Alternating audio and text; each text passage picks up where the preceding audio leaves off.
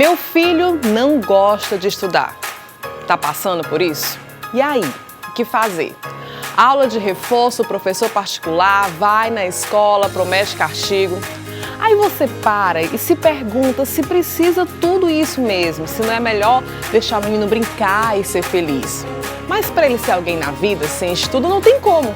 E a nossa cabeça vira um emaranhado de dúvidas. Então vamos lá. Semestre começando e é uma ótima hora para conversar sobre isso, para que lá no final do ano não fique aquele aperreio devendo notas para passar de ano. E mais, o tempo começou a ficar quente e seco. O que fazer quando as crianças têm problemas respiratórios? E ainda, a importância da mastigação para as mamães ficarem em forma por aqui. O Papo Mãe está no ar.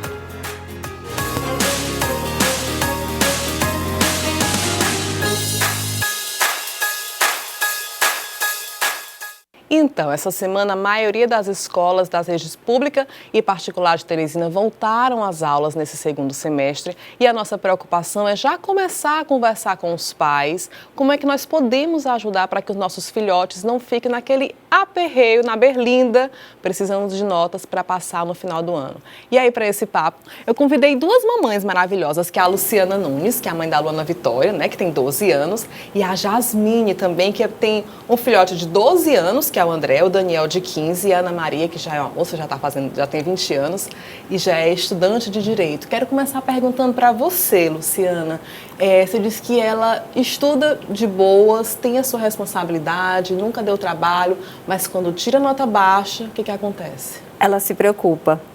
Na verdade, há uma cobrança com relação aos estudos, eu procuro acompanhar, a gente sabe que hoje em dia, no nosso cotidiano como mulher, é bem corrido, mas eu procuro sim acompanhar. Quando acontece dela tirar uma nota baixa, que não é algo muito contínuo, eu procuro conversar, procuro saber o que houve, de que maneira ela errou, em que a gente pode corrigir esse erro.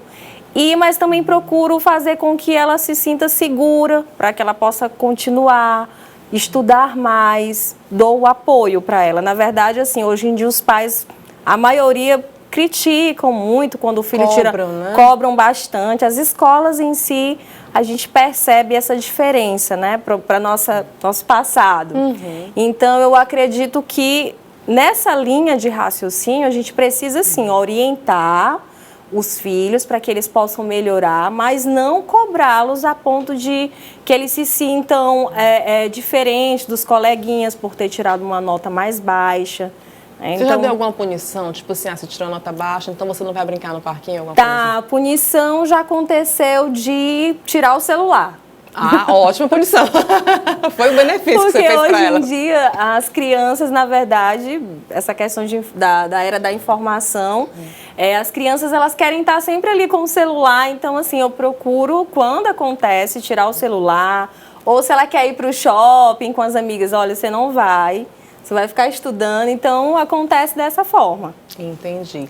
Jasmine, no seu caso, você estava contando que você teve a experiência de mudar de cidade. Você foi para Natal. Isso. E aí, conta pra gente como essa mudança. Meu caçula em Teresina fazia uma série na escola, não é? E quando a gente foi para Natal, ele deu sequência. Na volta, nós passamos um ano fora. Ele precisou fazer a entrevista para voltar para o colégio de origem dele, aqui, né? Aqui em Teresina já. E durante a entrevista, a professora perguntou se ele havia ido para a escola e ele disse logo que não. Ai, senhor, com quantos anos isso? Ele tinha 4 anos, estava fazendo 4 anos. Porque na cabeça dele, ele estava num sistema diferente, então era num sistema de projetos. Para ele, a escola não era apenas uma escola, era um espaço realmente de diversão, de socialização. Ele tinha hora da horta, ele tinha aula de culinária, ele tinha aula de música, de teatro. Então, para ele, era como se fosse uma espécie de hotelzinho. Ele não via como uma escola. Ele não via como uma escola com os horários tradicionais. E aí a professora pegou e retornou ele à série que ele havia feito, que ele havia estudado lá em Natal. Ele cursou o ano inteiro. Ao final do período, minha filha mais velha, Ana Maria, ia entrar para o ensino médio. Ela, não, mãe, eu prefiro mudar de escola porque eu quero um preparatório melhor para o vestibular. Aí eu, tudo bem, já que vai mudar um, vamos mudar os 3 para melhorar a logística de deixar a escola, acompanhar, entrar todo mundo no mesmo sistema, na mesma metodologia. Quando ele fez essa segunda entrevista, a professora virou e disse, não, eu vou lhe botar na série certa. Você vai entrar na série da sua idade. Resultado, ele não fez a formatura dos doutores do ABC, então ele se cobra em relação a isso. Todo mundo foi doutor do ABC, ele não tem a foto. Tadinho. Normalmente essa mudança, eu posso falar que eu sofri muito, eu morei em Recife, e aí quando eu fui pra lá, assim, pra eles era um colégio super rígido, eles nem avisavam quando tinha prova, e eu fazia de boa, eu morei 5 anos lá. Minha amiga, quando eu voltei para Teresina, eu vi alma, porque tem essa diferença realmente de ensino. Não que um seja melhor do que o outro, né? Mas a diferença... Há uma diferença de ritmo e a metodologia de uma escola para outra, para ele fez diferença. Porque em Natal realmente ele não via como um horário tradicional, que ele tinha com as disciplinas separadas. E quando chegou aqui ele voltou para esse ritmo mais tradicional, então... Mas no final deu tudo certo, graças a Deus. Que bom. Como é que você lida, por exemplo, com seus outros filhos, né? No caso, a André, a Ana Maria, quando eles tiram uma nota baixa, você procura conversar? Mesmo a Ana, estando já na universidade, ela vai agora para o último ano da graduação dela, mas eu faço o acompanhamento. Eu vejo as notas, mesmo na faculdade. Eu confiro se está tudo bem, se está tudo ok, eu quero resultado de seminário, eu quero ver como é que ela está se desenvolvendo e se realmente o tempo que ela está dedicando para o estudo está dando certo. Ela tem uma autonomia muito grande para estudar, ela é extremamente organizada, então ela mesmo monta todo o quadro de desenvolvimento de horário dela, ela já entrou agora no preparatório para a UAB, então ela já está direcionando o estudo dela, de quantas horas por dia ela vai se dedicar, ordenamento de materiais e tudo. O do meio, que é o Daniel, também tem uma autonomia maior para estudar. Mas ele isso foi você que ensinou? Foi. Você fez questão isso de dentro de passar casa, essa organização de sempre, tempo? de ter essa coisa de organização deles terem os horários determinados. O Daniel, ele é mais autônomo, mais independente também para estudar. O André, que eu acredito que pela questão da idade, ele só tem 12 anos, eu preciso realmente ter uma conferência de estar ali ao lado, de olhar a agenda, de ver se ele começou no horário certo e terminou no horário certo, se ele fez os intervalos, se está tudo direitinho, se realmente ele está dando conta de todas as coisas. Porque criança, não é? Então, qualquer coisinha que passe na frente, ele se distrai. Então, ele pede um acompanhamento bem maior em relação aos outros 2 irmãos. Com relação às disciplinas, assim, a gente sabe que todos nós temos aquelas preferências, né? Normalmente a criança, sei lá, gosta mais de literatura, não gosta tanto de matemática. E aí o pai quer que ele se saia bem em tudo. Como lidar nesse caso? Como é que vocês lidam? Já aconteceu com vocês? Na verdade, a minha filha ela já tem um pouco mais de dificuldade em disciplinas como história. E assim, é uma disciplina que eu amo e eu...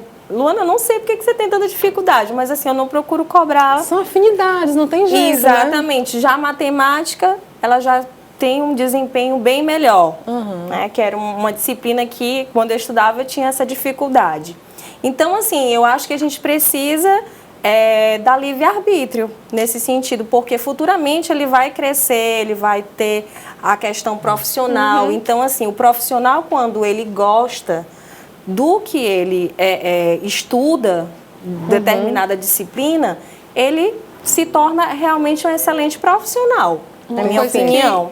Então, quando a criança, às vezes o pai cobra muito, olha, eu sou médico, meu filho vai ser médico também. Então, isso às vezes, essa cobrança, às vezes quando ele vai para o mercado de trabalho, ele não vai ser um ótimo médico como o pai. E às vezes pode ser até que bloqueia aquilo, né? Exatamente. Daqui a pouco a gente volta para falar mais sobre esse assunto. Eu quero compartilhar com vocês, gente, eu levei meu filho numa médica maravilhosa. Ela é otorrinopediatra. Eu estava lá no meio da consulta, eu pensei, preciso levar esta bênção que eu encontrei para o Papo Mãe, para a gente falar sobre doenças respiratórias típicas desse períodozinho agora da volta às aulas. Vale a pena cada segundo. E a minha dica, anota tudo que ela falar. Maravilhoso. Olha só. Mamães, eu descobri uma médica, assim, daquelas, indo e voltando, sabe? Especialista, é otorrinopediatra, na verdade. Eu sempre achei otorrinos muito bons e pediatras muito bons. Quando eu achei uma otorrinopediatra maravilhosa, eu disse, eu preciso levar essa pessoa no programa. E ela está aqui, ó, do nosso lado, a doutora Isabel Fabiano. Um amorzão de pessoa, mãe recente de uma bebezinha também. Então ela nos entende, ela responde o WhatsApp, adoro. E aí, doutora, essa volta às aulas, normalmente as mamães se queixam muito de doenças. A gente recebeu várias perguntas no direct e eu trago aqui para a senhora. A primeira delas é aquela polêmica com relação à lavagem do nariz, que nós sabemos que os médicos recomendam que seja feito sempre, mas muitas crianças dão escândalo para lavar o nariz com seringa. Sim. A gente sabe que na farmácia existem aqueles sprays de jato contínuo. E aí, eles são tão eficientes quanto a lavagem na seringa? Depende da forma como você faz. Então, você tem aquele spray jato contínuo, você tem que apertar, segurar dentro do nariz da criança, uns 5 segundos até 10 segundos. Tem criança que deixa 10 segundos, o problema é ela deixar esse tanto de tempo. Então, por isso a minha preferência é pela seringa. Necessariamente, para que seja eficiente, tem que sair na outra narina? Não, ele pode descer também, né? Então, se você tem mecanismos que você só usa e ele desce, que são os sprays jato contínuo, às vezes ele só entra, lava, e ele pode descer pela mesma narina ou descer pela garganta. Eu já ouvi algumas vezes, por exemplo, olha, criança saiu, teve contato com outras crianças e tal, normalmente é aquela que não tem imunidade ainda, né? Muito alta, e aí o ideal é lavar o nariz preventivamente, porque aqueles prováveis vírus que podem ter ficado aqui saem com a lavagem. É isso mesmo? Pode ser, tá certo? Não é que você tá lá, o vírus entrou, se você lavar naquele mesmo momento, talvez você consiga prevenir. Mas é uma questão da higienização nasal também, você tirar todas as impurezas que irritam a mucosa do nariz. Quando que a mãe ela vai identificar assim, meu filho sim pode ir para a escola ou não, ele deve ficar em casa? Às vezes, por exemplo, ele tá com uma febrinha, mas ele tá tão disposto, vou mandar para a escola mesmo assim. É certo isso? Aí é que tá. O conceito de febre é importante. Então, 37,8 para mim é febre. Tem consenso americano que é 37,3, temperatura axilar, né? Eu acho que 37,8 é um bom corte, tá certo? Então, 37,8 deu lá no seu termômetro, é febre. Então, febre é infecção. Se é infecção, o ideal é você ficar com seu filho em casa, monitorando aquela febre 24 horas para ver o comportamento. Daí sim, se for um comportamento ruim, muito perto do outro, a criança com aspecto toxemiada, molinha, não quer comer, aí você leva no médico 24 horas depois daquele pico febril. Criança com febre é a criança que não vai para a escola? Que não vai para a escola, porque se ela está com febre, ela deu um pico, será? E o segundo, e o terceiro, e o quarto, ela vai estar indicando que aquela criança está com alguma infecção. O umidificador de ar, ele não deve ser usado noite toda. A noite toda? É isso mesmo? Como é que a gente vai regrar então? Usa, não usa? O ideal seria você ter um medidor, um higrômetro lá dentro da sua casa. Você liga o umidificador 4 horas antes de dormir, por exemplo. Você deixa ele lá ligado, depois você desliga e vai dormir. Você já umidificou. Aí você liga 4 horas antes de dormir, então você dorme 10. Você liga lá 7 horas da noite, 8 horas da noite, liga, desliga e vai dormir. Se não tiver um umidificador de ambiente, a nossa famosa toalhinha molhada no chão, tá valendo? No chão não. Tem que ser próximo à sua respiração. Porque ela não umidifica o ambiente inteiro, ela vai umidificar ali, próximo da tua área respiratória. Muito bem, daqui a pouco a gente volta para tirar mais dúvidas sobre doenças respiratórias e a chegada do BR-Obro. Até já.